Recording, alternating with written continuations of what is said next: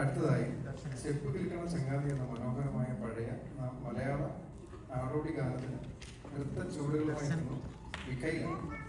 1956 ഒടിയനായ പുത്രൻ എന്ന നാടകത്തിൽ നിന്നുള്ള ഒരു കലാതീത ഗാനം ജി ദേവരാജന്റെ മനോഹരമായ സംഗീതവും ONV കുറിപ്പിന്റെ ഹൃദയസ്പർശിയായ വരികളും ചേർന്നതാണ്.